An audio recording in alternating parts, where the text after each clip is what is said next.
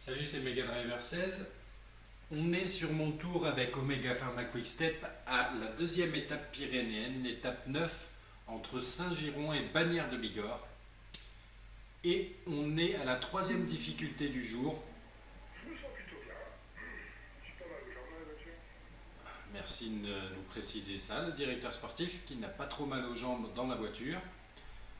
Bref, je suis en échappée avec Velitz qui veut protéger son maillot à pois à qui la veille. Et donc l'échappée a mis du temps à se dessiner, mais finalement elle est partie après la deuxième difficulté du jour. Donc il est passé en tête du premier col catégorie 2 avec le peloton groupé, du col de catégorie 1 qui suivait. Après l'échappée s'est faite et a bien pris là pour le coup. Je suis avec Nicolas Roche, Ougerland, Yvert, Galopin, Taramae, Kessiakov et Amador qui se sont fait un peu larguer derrière, et le peloton de 122 unités à 8,28, 8 minutes 28 secondes derrière. Donc là, je vais passer le grand plateau, essayer encore de ramener des points montagne avec Velitz pour assurer encore un peu plus son maillot à pois. Là, c'est Nicolas Roche qui va peut-être essayer de me le faire, on va voir ça. Qu'est-ce qu'il dit? Ah, il est vraiment dans ma roue. Bon, là, j'imprime un rythme assez soutenu, donc peu propice aux attaques surprises en tout cas. Est-ce que Nicolas Roche va s'exciter là sur les points du col catégorie 1? Eh bien non, on dirait qu'il me laisse passer tranquille, voilà. Je vais repasser le petit braquet parce que le jaune n'est pas à fond. Et puis je vous donne rendez-vous pour le prochain col de catégorie 1. Et nous voici à 1 km de l'avant-dernière difficulté du jour, le troisième col de catégorie 1. Et au profit de la descente du dernier col de catégorie 1 que j'avais déjà passé en tête avec Velitz, donc j'ai largué un petit peu mes compagnons d'échappée et on retrouve Galopin et Roche, mes premiers poursuivants, à 1 minute 17. Donc j'avais bien l'intention d'attaquer avec Velitz pour larguer mes compagnons d'échappée et pouvoir me consacrer entièrement à Kwiatkowski dans le final. Mais je ne pensais pas que ça se ferait aussitôt, et puis là je ne l'ai pas vraiment cherché, mais ils ne m'ont pas suivi dans la descente très technique du dernier col de catégorie 1. Donc là, je vais y aller à fond avec lui, je vais lui donner ses deux ravitaux et je vais m'occuper de Kwiatkowski qui est avec le peloton à 11 minutes 44, donc autant dire que l'étape est gagnée pour les échappés. Après, j'espère que ce sera bien Velitz, le vainqueur de cette étape.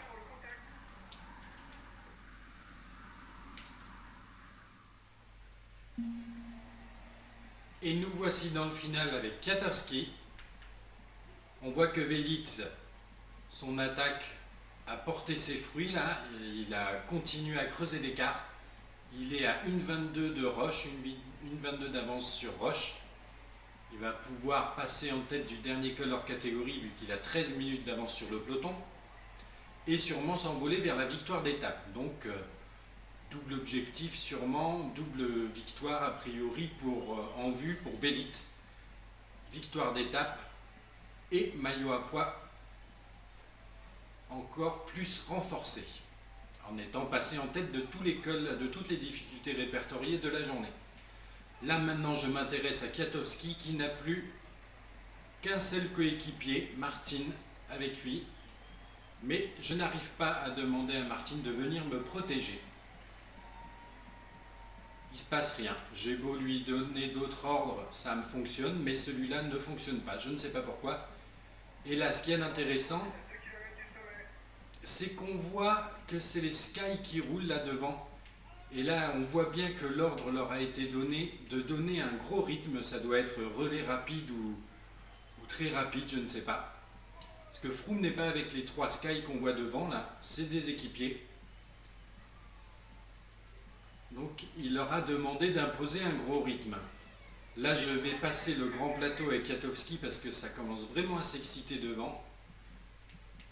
Il faut que je reste tout devant pour attaquer la dernière difficulté, on est bien dedans, mais surtout pour être avec eux au moment du passage au sommet et pouvoir être avec eux aussi dans la descente. Mais en fait mon objectif, vu que ma barre jaune est pas mal, ce serait même plutôt de tenter une attaque. Donc on voit que les coéquipiers de Sky pour Froome, à qui il a demandé de rouler, c'est Siutsu, Porte, bien sûr, le fidèle Richie Porte, et qui c'est ça? Mopez devant? Je ne connais pas ce Sky, tiens.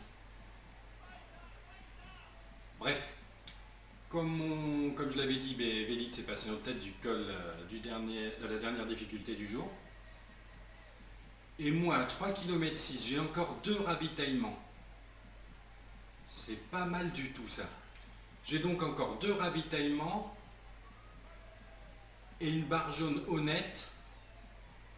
Donc à 33 km de l'arrivée, là, avec tout le final qui se fait en descente, mais avec 2 ravitaillements potentiellement, je pense que ça peut être sympa là. Tenter une petite attaque dans le final. Tiens, là on va se mettre avec Tendam, on va attendre les Sky. Je pense que si ça reste comme ça, là je suis obligé de passer le grand plateau sinon je vais me faire un peu larguer. Je vais tenter quelque chose dans ce final là. Oula, il y a Nieve qui veut le faire aussi. Van Garderen est là. Et il faudrait que je puisse rebasculer en petit plateau 2 secondes, là, un petit peu. Voilà, le temps que ça se calme, on a récupéré Taramae. Voilà, longue échappée pour pas grand chose finalement, il se fait récupérer par le peloton. Et là on est dans le dernier kilomètre. Je vais me placer à l'avant, si je peux. Oui. Et il y a Costa qui attaque là sur le côté. Allez. Moi j'y vais à 630 mètres, à 600 mètres de l'arrivée. Attaque de Kwiatkowski.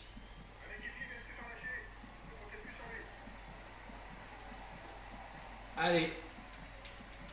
Allez, on passe en petit plateau. Premier ravitaillement. Et maintenant c'est la descente à fond. Si on peut. Ah oui, c'est ce faux plat descendant qui me gêne toujours, mais bon. Allez, allez, on enchaîne les virages là. Il faudrait essayer de prendre un petit peu d'avance, on ne sait jamais. Kwiatkowski, qui est jeune, et donc on va mettre ces différentes attaques là sur les étapes pyrénéennes. On va mettre ça sur le dos de la fougue du jeune coureur talentueux. On se rappelle qu'hier, il a attaqué dans le dernier kilomètre avec 3 domaines, mais il s'est fait récupérer et déposer même dans les 500 derniers mètres par Contador et même Froome qui lui a grappillé 7 secondes. Mais bon, plein de panache, en tout cas, ce Kwiatkowski. Et là, il a tenté une attaque, mais on s'est fait récupérer par les Sky. Allez hop. Je passe carrément le grand plateau. Oula, qui c'est qui est tombé? C'est Van Garderen, oui, d'accord. Bon là, les Sky ne sont pas décidés à me laisser partir, hein. Clairement. On va voir s'il y a encore d'autres virages où je peux faire peut-être un peu la différence. Mais là, malgré les tentatives, ça risque d'être délicat. Oh là, le virage, c'est bon. C'est passé, on récupère Galopin, je crois. Allez, mince, j'ai raclé. Ça, c'est très ballot. C'est dommage. Bon, tant pis. À 22 km de l'arrivée, j'en remets une petite couche là. Il me reste un gâteau. On est peut-être déjà quasiment dans le faux plat descendant. Ça, c'est un peu dommage.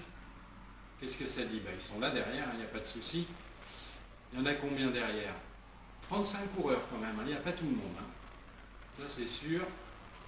Van Garderen un peu lâché, ça c'est une bonne nouvelle pour moi pour le maillot blanc. Ok. Bon, on a vu aussi que Velits va s'imposer sans problème, hein, a priori. Allez, ce serait bien un ou deux petits virages là, bien tendus, pour essayer de creuser un peu l'écart, mais bon.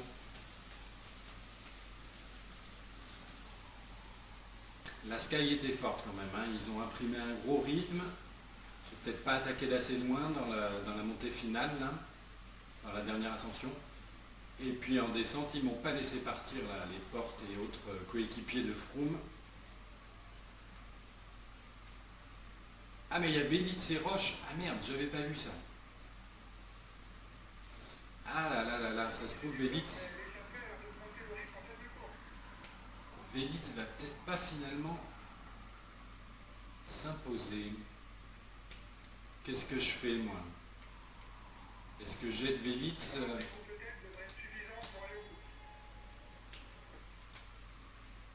parce que Roche, je pense, c'est plus fort que lui en finisseur.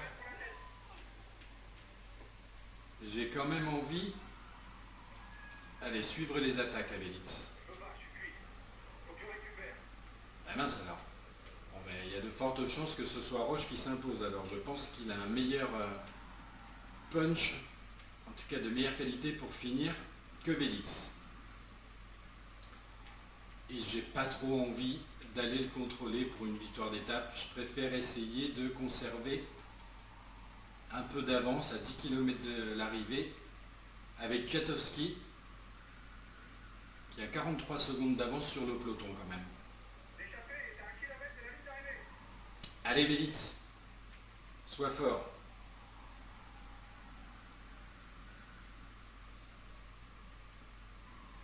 Et bien voilà, Velits qui s'impose. J'aurais pas cru quand même au pronostic, j'aurais mis une pièce sur Nicolas Roche, mais bon.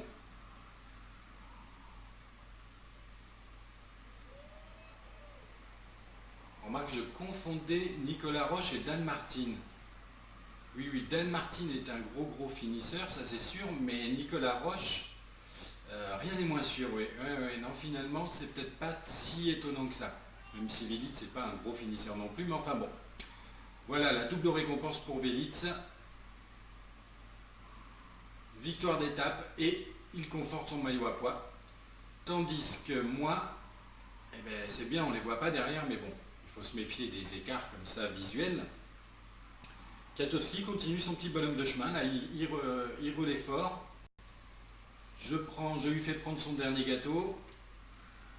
Ce qui m'embête, c'est les intercalés là qui risquent de m'embêter. Il y a toujours une quarantaine de secondes. Et Van Garderen qui est bien lâché quand même, ça c'est pas mal pour le maillot blanc. Bon, moi à 2,5 km, là j'aurais pu me permettre même d'aller plus fort. Tiens, je vais sprinter. C'est qui ça? On a qui devant? Oula, un gars qui finit pas mal quand même. Je sais pas qui c'est, mais en tout cas, ça va me permettre d'accrocher son temps. Allez, on finit avec lui. C'est Kessiakov. Bon ben, très bien. À 7,59 et à 8,49, nous retrouvons le peloton. Le peloton favori, donc 50 secondes de grappillé par Kwiatkowski sur les autres favoris, principalement Froome. Je pense que ça va être comptabilisé comme ça, il n'y a pas de raison là quand même, ce serait une aberration sinon. Bref, on va voir ça au niveau des écarts.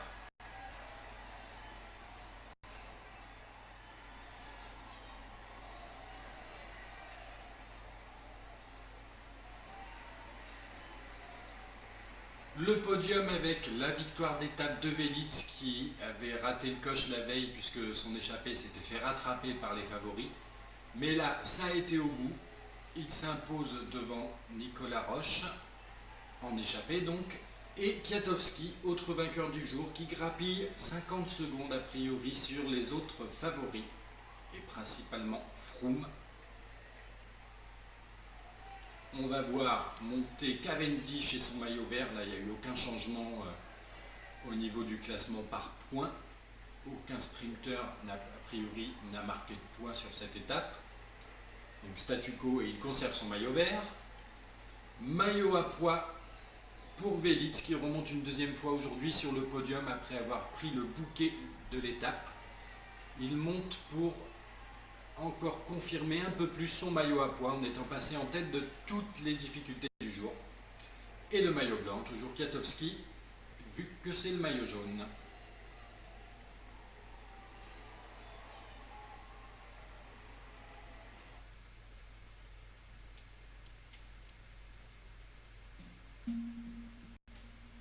On va voir les écarts de cette étape, ce qui a été comptabilisé.